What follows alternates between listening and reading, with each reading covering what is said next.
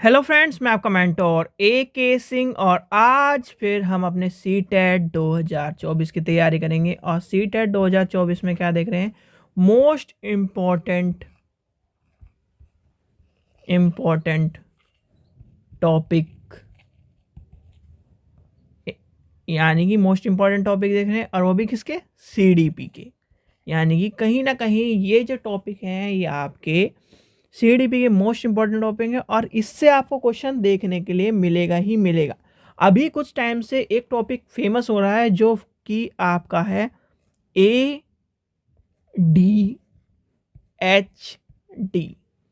यानी कि ADHD के बारे में आज जानेंगे। और आज का जो टॉपिक है ADHD से संबंधित है। ADHD है क्या, ADHD की ज़रूरत क्यों पड़ रही है CTET को, और ADHD हमें जानना क्यों ज़रूरी है।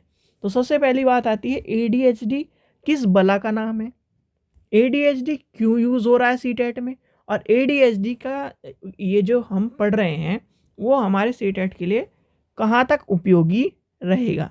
और ये जो नोट्स हैं यानी ये PDF आपको कहाँ मिलेगा? टेलीग्राम चैनल में मिलेगा, तो जाकर वहाँ से आप प्राप्त कर सकते हैं। तो चलिए सबसे पहले हम जानते हैं इसकी फुल फॉर्म, फिर जानते हैं हम इसका क्या उद्देश्य है, और फिर जानते हैं कहीं ना कहीं इसके बारे में, इसकी कमियां और इसके निवारण को जानते हैं। चलिए तो सबसे पहले जानते हैं ADHD, यानी कि ADHD। ठीक है, यानी कि ADHD की फुल फॉर्म क्या है? सबसे पहले आती है ADHD की फुल फॉर्म क्या है, तो लिखिए ADHD की फुल फॉर्म अटेंशन डेफिसिट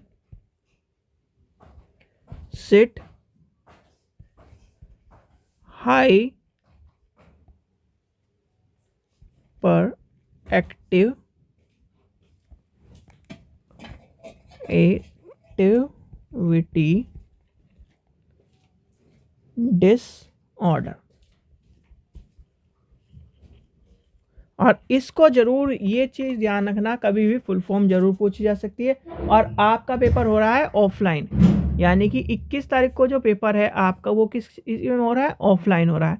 अब ऑफलाइन वाले पेपर में सबसे ज़्यादा इस चीज़ का ध्यान रखा जाता है कि कभी ना कभी पहली बात तो ये ध्यान रखा जाता है कि इस क्वेश्चनों को थोड़ा इजी मोड पे रखा जाए, क्योंकि कट कॉपी पेस्ट में ज़्यादा टाइम लगता है। और वहाँ पर क्या होता है, ऑनलाइन में क्या होता है, कट कॉपी पेस्ट चलता रहता है।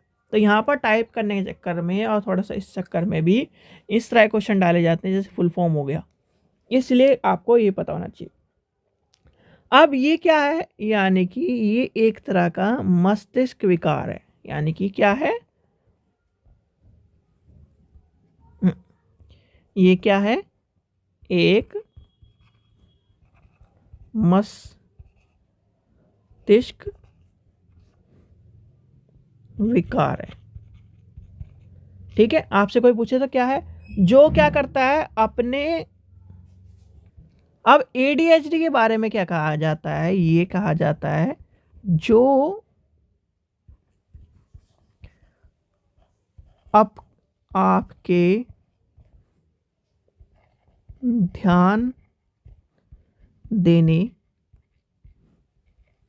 बैठने, स्थिर रहने और अपने व्यवहार को नियंत्रित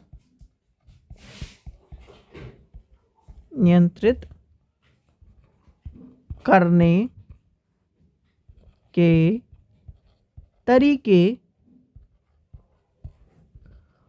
को प्रभावित करता है। क्या करता है? प्रभावित करता है। अब इसकी बात आती है, यहाँ तक आपको पता चल गया। अब ये बात आपसे पूछी जा सकती है कि ये कब होता है, यानी कि किस टाइम की एज में होता है। यानी कि ADHD जो है वो किस टाइम के बच्चों के लिए होता है या किस टाइम होता है, तो आपसे ये क्वेश्चन पूछा जाता है। ये जो चुनौती है, अब चुनौती है जो क्वेश्चन है ADHD सिंपल सिंपल में जो मोस्ट इंपॉर्टेंट टॉपिक मैं जो करा रहा हूँ वो वही टॉपिक करा रहा हूँ जो आपके एग्जाम में आपको देखने के लिए मिलेगा। ADHD प्राय बचपन में शुरू होता है। कब होता है? बचपन में शुरू होता है। जो आपने देखा होगा कि बच्चे बहुत सारे एक तरह से एक्टिव नहीं होते, इस तरह की बहुत सारी चीज़ें कहीं ना कहीं वो वहाँ से शुरू हो जाता है। और बड़ी उम्र तक जारी रह सकता है। इसके प्रमुख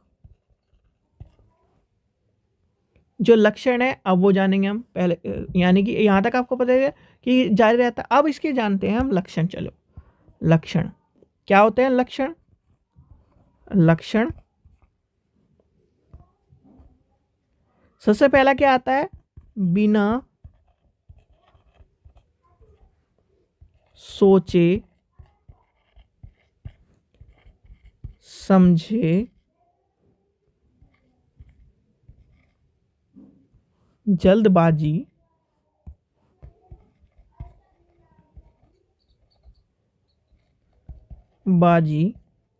में काम करना। यानी कि इसका लक्षण क्या है? आपसे अगर क्वेश्चन पूछा जाए कि निम्न में से कौन सा ADHD का लक्षण है, तो ADHD का लक्षण क्या है? बिना सोचे समझे जल्दबाजी में काम करना। दूसरा क्या है? लंबे समय से चल रही एक स्थिति में ध्यान लगाने में कठिनाई, अंतःक्रियता का होना। यानी कोई काम आप लंबे समय से कर रहे हैं, छोड़ यार मैं नहीं कर रहा, इस तरह का कहीं ना कहीं ADHD के लक्षणों में गिना जाता है। लंबे समय से चल रही एक स्थिति जिसमें ध्यान लगाना या लगाने में कठिनाई,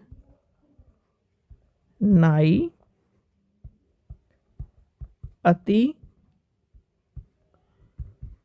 सक्रियता का होना है। ठीक है, अब आगे आता है लास्ट जो आगे देखते हैं कौन सा क्या है इसमें लक्षण कौन से। फिर होता है भूलने की प्रवृत्ति। क्या होती है? भूलने की प्रवृत्ति। और आपका ध्यान में कमी। ये क्या है? इसके सारे लक्षण हैं। आपसे कोई पूछे इसके लक्षण क्या हैं तो आपको बताने हैं लक्षण ये हैं। अब आपसे क्या पूछा जाता है कि अगर आप यानी कि ADHD ग्रस्त विद्यार्थियों से को सफल समावेश के लिए अध्यापक को क्या कार्य करने चाहिए या किस तरह की रणनीति अपनानी चाहिए, ये क्वेश्चन पूछा जाता है। तो उसके बारे में चलते हैं हमारे, यानी कि ADHD से ग्रस्त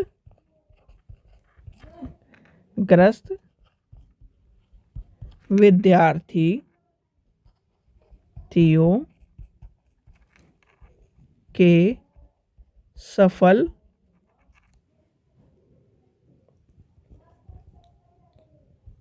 समावेशन के लिए अध्यापक को निम्न शिक्षण रणनीति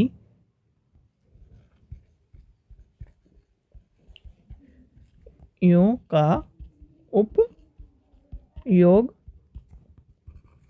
करना चाहिए। अब इसमें कौन कौन सी रणनीतियों की सबसे पहले आता है, विद्यार्थियों को समय प्रबंध और यानी कि संगठनात्मक आदतों के विकास में सहयोग करना चाहिए। कार्य को छोटे छोटे भागों में विभक्त करके, ताकि उससे अक्षमता वाले जो विद्यार्थी हैं यानी कि जो बच्चे हैं उन्हें उसे बहुत अच्छी तरह से क्या कर सके, पूरा कर सके। एक यानी लचीले पाठ्यक्रम का होना, समय रेखा की लचीला होना, इस तरह के कार्य होने चाहिए, यानी इस तरह की रणनीति हमने चाहिए। वास्तविक वस्तुओं का उपयोग करने वाले और अवधारणा और मूर्त से अमूर्त तक चलने वाली चीज़ों को देना इन्हें। तो ये लिख लीजिए।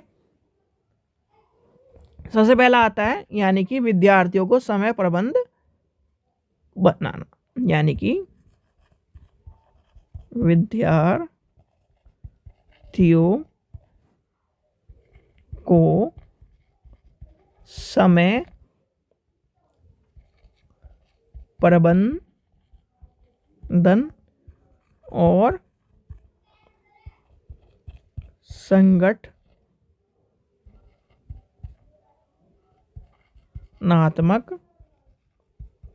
आदतों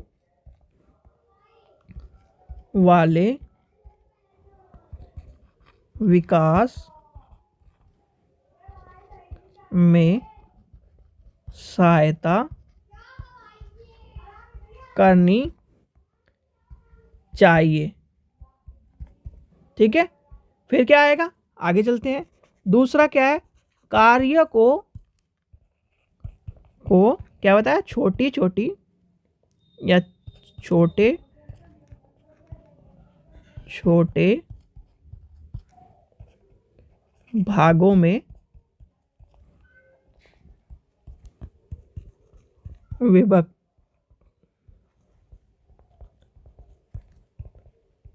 करना, ताकि अक्षमता वाले शिक्षार्थी इसे बहुत अच्छी तरह से कर सकें। ठीक है, फिर क्या है, एक लचीला पाठ्यक्रम बनाए। उसके बाद क्या बताया था मैंने आपको, समय रेखा भी लचीली होनी चाहिए। ठीक है, अब क्या कर दिया हमने, क्या समय रेखा भी लचीली कर दी इस तरह की। अब क्या करना है हमें, जो मूर्त से यानी कि मूर्त से अमूर्त तक की प्रगति। ठीक है, इसके बाद क्या है, प्रगति को मापने और उपचार के परिणामों का मूल्यांकन करने के लिए एक आधार रखना स्थापित है। ठीक है, क्या करना चाहिए, प्रगति। ये सारे के सारे पॉइंट कहीं ना कहीं आपके एग्जाम में आपको देखने के लिए मिलेंगे, और फिर आप कहोगे कि यार ये तो कहीं है ही नहीं, क्योंकि ये पॉइंट अगर आपको दे के पूछ लिया तो आप क्या कहोगे कि ये किससे संबंधित है, पूछ ले ये किससे संबंधित, एडीएचडी से संबंधित है, किससे संबंधित है। जैसे जेडपीडी क्वेश्चन आता है, जेडपीडी के बच्चे क्वेश्चन क्या करते हैं, जेडपीडी में बच्चों को यही नहीं पता चलता कि जेडपीडी एग्जाम्पल क्या है, उसके कारण क्या है, लक्षण क्या है, और यही कारण है कि उसका क्वेश्चन कहीं ना कहीं बच्चे क्या करते हैं, एक तरह से गलत करते हैं। ठीक है, तो इस चीज़ का भी ध्यान आपको होना चाहिए। जेडपीडी हो गया, एडीएचडी होंगे, ये आपके हॉट टॉपिक की तरह मान के चलिए, यानी कि जब से क्या हुआ है, ऑनलाइन, और ऑनलाइन हुआ है और क्या करा है, सिलेबस, यानी कि सिलेबस को थोड़ा सा इन्हेंस करने की बात जो कहते हैं ना, हर बार आप देखते हो कि यूट्यूब पे कि सिलेबस क्या है, चेंज हो गया सिलेबस 2018 का, कोई सिलेबस चेंज नहीं होता, सिलेबस वही रहता है। बस जो ये जो अंदर की थोड़ा सा ये कहते हैं ना कि बाल की खाल निकालने वाली कहानी चलने वाली है ये। यानी कि एक तरह से बाल में से खाल निकाल के तब आपसे क्वेश्चन पूछे जा रहे हैं, जिससे आपको क्या है पता हो कि बाल की जो खाल है वो किस तरह की है। ठीक है, स्थापित करें। और आगे क्या है, नियमित, यानी एक तरह से जो नियमित प्रतिपृष्ठ प्रदान करना चाहिए, और शिक्षार्थियों को अधिगम के बीच में अंतर को कम करना चाहिए। यानी कि जो अधिगम के जो बीच का जो अंतर होता है उसे कम करना चाहिए। लिख लीजिए, नियमित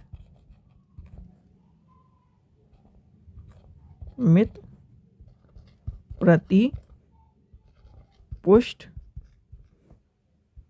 प्रदान करना चाहिए,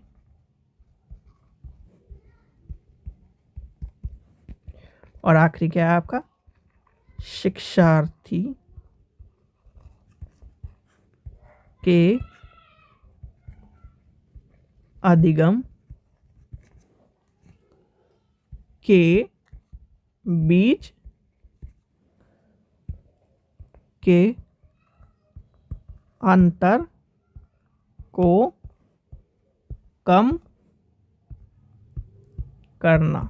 ठीक है, तो ये था कहीं ना कहीं ADHD का टॉपिक, और ADHD पूछा जाता है तो आपको कहीं ना कहीं पता होना चाहिए। प्राइमरी में भी, खासकर प्राइमरी के पेपर में सबसे ज़्यादा पूछा जाता है, और आपको बीच में कहीं भी डाल के इस तरह से पूछ लिया जाएगा, क्योंकि CD भी एक ऐसा टॉपिक है वो कहीं ना कहीं आपके जो 5 सब्जेक्ट है ना, पहले पेपर में 5, दूसरे पेपर में साइंस वालों के लिए 5 और SST वालों के लिए 4। ठीक है, तो इस चीज़ का ध्यान रखना। ठीक है बच्चों, आशा करता हूँ आपको वीडियो पसंद आई। वीडियो पसंद आए तो लाइक करें, चैनल को सब्सक्राइब करें, वीडियो को अच्छा शेयर करें। Thank you.